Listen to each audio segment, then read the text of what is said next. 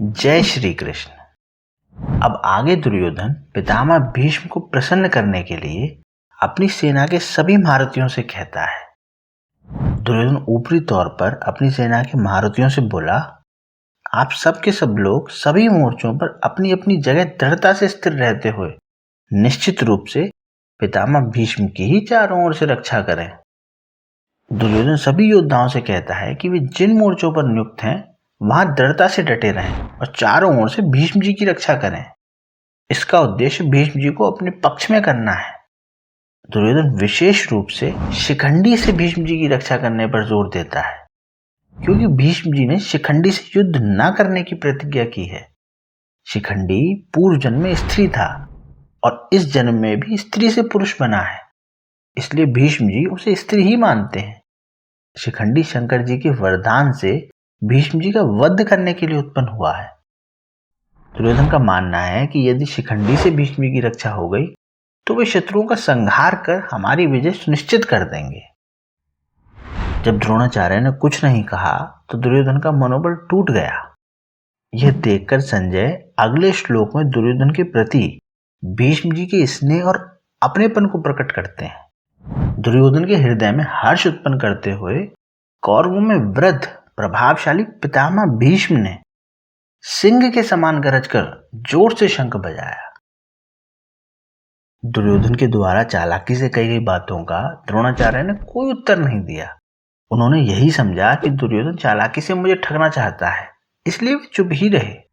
परंतु पितामह होने के नाते, दादा होने के नाते भीष्म जी को दुर्योधन की चालाकी में उसका बचपना दिखता है। अतः पितामह भीष्म द्रोणाचार्य के समान चुप न रहकर वात्सल्य भाव के कारण दुर्योधन को हर्षित करते हुए शंख बजाते हैं। दुर्योधन के साथ द्रोणाचार्य का विद्या का संबंध था और भीष्म जी का जन्म का अर्थात कौटुंबिक संबंध था। जहाँ विद्या का संबंध होता है वहाँ पक्षपात नहीं होता, पर जहाँ कौटुंबिक संबंध होता है वहाँ स्नेहवश पक्षपात हो जाता है। अतः दुर्योधन के द्वारा चालाकी से कहे गए वचन सुनकर द्रोणाचार्य चुप रहे, जिससे दुर्योधन का मानसिक उत्साह भंग हो गया।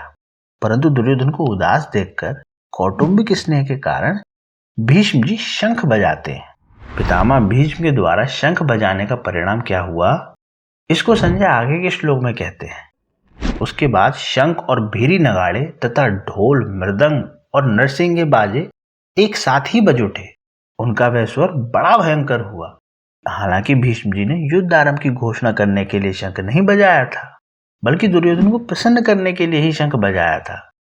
लेकिन कौरव सेना ने भीष्म जी के शंख वादन को युद्ध की घोषणा ही समझा। अतः भीष्म जी के शंख बजाने पर कौरव सेना के शंख आदि सब बाजे एक साथ बज उठे। अब आगे इस अध्याय के आरंभ में ही धृतराष्ट्र ने संजय से पूछा था कि युद्ध क्षेत्र में मेरे और पांडु के पुत्रों ने क्या किया।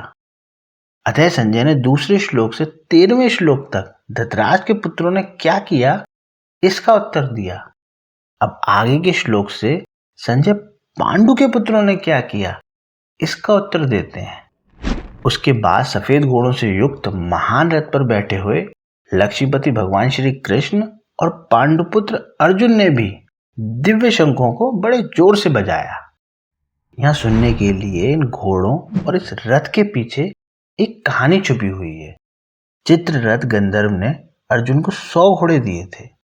इन घोड़ों में यह विशेषता थी कि इनमें से युद्ध में कितने ही घोड़े क्यों न मर जाएं, पर इस संख्या में 100 के 100 ही बने रहते थे, कम नहीं होते थे। ये पृथ्वी, स्वर्ग आदि सभी स्थानों में आ जा सकते थे। इन्हीं 100 घोड़ों में से सुंदर और सुशिक्षित 4 सफेद घोड़े अर्जुन के रथ में जुटे हुए थे। यज्ञों में आहुति रूप से दिए गए घी को खाते खाते अग्नि को अजीर्ण हो जाता है, अपच हो जाता है। अग्निदेव खांडव वन की विलक्षण विलक्षण जड़ी बूटियां खाकर अपना अजीर्ण दूर करना चाहते थे, परंतु देवताओं के द्वारा खांडव वन की रक्षा की जाने के कारण अग्निदेव अपने कार्य में सफल नहीं हो पाते थे। वे जब जब खांडव वन जलाते तब तब इंद्र वर्षा करके उसको बुझा देते। अंत में अर्जुन की सहायता से अग्नि ने उस पूरे वन को जलाकर अपना अजीर्ण दूर करा और प्रसन्न होकर अर्जुन को ये बहुत बड़ा रथ दिया। 9 बैलगाड़ियों में जितने अस्त्र शस्त्र आ सकते हैं उतने अस्त्र शस्त्र इस रथ में पड़े रहते थे और ये सोने से मढ़ा हुआ था। इसके पहिए बड़े ही दृढ़ एवं विशाल थे। इसकी ध्वजा बिजली के समान चमकती थी और यह ध्वजा 1 योजन तक फहराया करती थी। इतनी लंबी होने पर भी इसमें ना तो बोझ था, न यह कहीं रुकती थी और ना कहीं वृक्ष आदि में अटकती ही थी। और इसी रथ की ध्वजा पर युद्ध के दौरान हनुमान जी विराजमान थे। अब संजय आगे के 4 श्लोकों में पांडवों की तरफ से किस किस ने कौन कौन से शंख बजाए, इन सब का वर्णन करते हैं। अंतर्यामी भगवान श्री कृष्ण ने पांचजन्य नामक और धनंजय अर्जुन ने देवदत्त नामक शंख बजाया और भयानक कर्म करने वाले वृकोदर भीम ने पौंड्र नामक महाशंख बजाया। भगवान ने पंचजन नामक शंख रूपधारी दैत्य को मारकर उसको शंख रूप से ग्रहण किया था, इसलिए शंख का नाम पांचजन्य हो गया। निवात कवच आदि दैत्यों के साथ युद्ध करते समय इंद्र ने अर्जुन को देवदत्त नामक शंख दिया था। इस शंख को अर्जुन ने बजाया। हिडिंबासुर, बकासुर, जटासुर आदि असुरों तथा कीचक, जरासंध आदि बलवान वीरों को मारने के कारण भीमसेन का नाम भीमकर्मा पड़ गया। उनके पेट में जठर अग्नि के सिवाय व्रक नाम की एक विशेष अग्नि थी जिससे बहुत अधिक भोजन पचता था। इस कारण उनका नाम व्रकोदर पड़ गया। ऐसे भीमकर्मा व्रकोदर भीमसेन ने बहुत बड़े आकार वाला पौंड्र नामक शंख बजाया। कुंती पुत्र राजा युधिष्ठिर ने अनंत विजय नामक शंख बजाया तथा नकुल और सहदेव ने सुघोष और मणिपुष्पक नामक शंख बजाए। संजय धृतराज से आगे कहते हैं, हे राजन, श्रेष्ठ धनुष वाले काशीराज और महारथी शिखंडी तथा दृष्टद्युम्न एवं राजा विराट और अजय सात्यकी, राजा ध्रुपद और द्रौपदी के 5 पुत्र तथा लंबी लंबी भुजाओं वाले सुभद्रा पुत्र अभिमन्यु, इन सभी ने सब ओर से अलग अलग शंख बजाए। संजय ने शंख वादन के वर्णन में कौरव सेना के शूरवीरों में से केवल भीष्म जी का ही नाम लिया और पांडव सेना के शूरवीरों में से भगवान श्री कृष्ण, अर्जुन, भीम आदि 18 वीरों के नाम लिए। इससे ऐसा प्रतीत होता है कि संजय के मन में अधर्म पक्ष का आदर नहीं है, इसलिए वे अधर्म पक्ष का अधिक वर्णन करना उचित नहीं समझते, परंतु उनके मन में धर्म पक्ष का, पांडव सेना का आदर होने से और भगवान श्री कृष्ण तथा पांडवों के प्रति आदर भाव होने से वे उनके पक्ष का ही वर्णन करना उचित समझते हैं और उनके पक्ष का वर्णन करने में ही उनको आनंद आ रहा है।